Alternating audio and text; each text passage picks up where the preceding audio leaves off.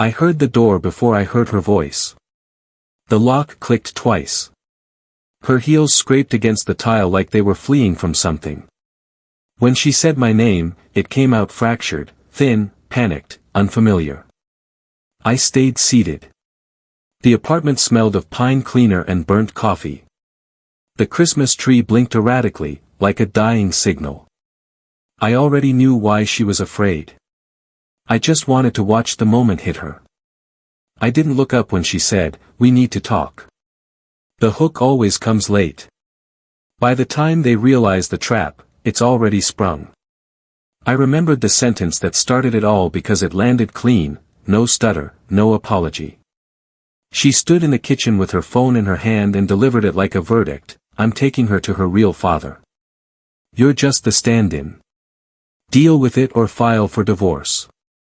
The words were colder than the tile under my bare feet. I didn't argue. That's what surprised her. I nodded.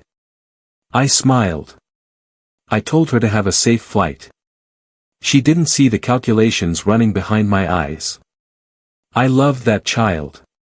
Loved her like she was mine. Nightmares, fevers, scraped knees, I was the one who showed up. I was the one who stayed late at work so her school fees never bounced. I was the one who taught her how to ride a bike while her real father sent birthday emojis from another time zone. Love makes you patient. Betrayal teaches you precision. There were signs before the knife came out. She guarded her phone like it was alive. She laughed at nothing, then stopped when I entered the room. She stopped saying, "we," and started saying, "I." The ex-husband's name drifted back into our house, disguised as logistics. He's changed. He wants to be involved. It's good for her. Good for her, bad for me, convenient for them. I didn't confront her. I started watching. Dates shifted. Stories contradicted themselves by minutes. Credit card charges in places she claimed to hate. When you love someone, you believe their lies because you want the future they promised. When you stop loving them, you count the steps. The proof came quietly.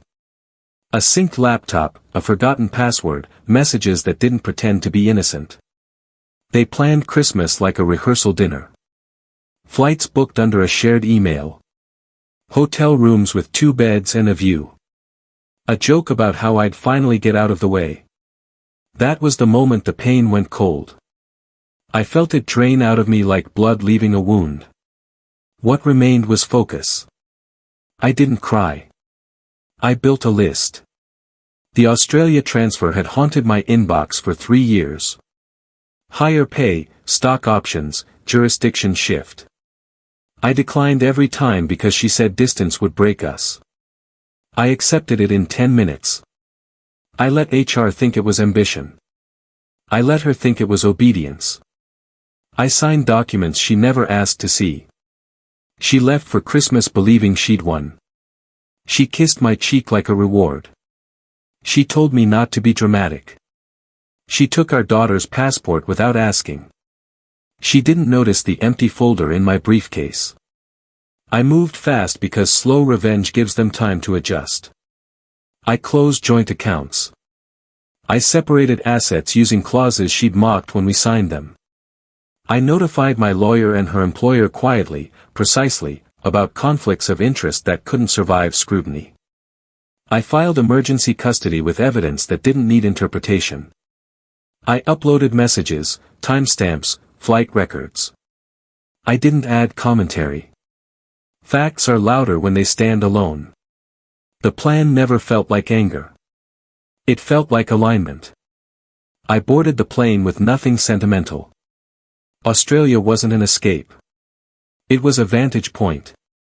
From 12,000 feet, things fall into order. She came back a week early. That's the part people miss. They think revenge is loud. It isn't. It's when they sense gravity shift and can't explain why. Her call came through while I was walking along the harbor. The water was bright blue. My phone vibrated like it knew something important was ending. She didn't say hello. They froze the accounts, she said. My badge doesn't work. HR says there's an investigation. What did you do? I watched a fairy cut the water clean in half. I accepted a transfer, I said. You told me to deal with it. She cried then. Real tears. Panic makes people honest. She said she was confused. She said she didn't mean it like that. She said it was just Christmas. She said I was overreacting. I told her I'd already filed. The chaos bloomed after that. Calls from her parents, messages from friends who didn't know where to stand. Her ex-husband backed out the moment subpoenas started landing. Men like that love borrowed courage. They vanish when it costs something. She showed up at the apartment to find the locks changed and the tree gone. She called me from the hallway, voice echoing, asking where her daughter was.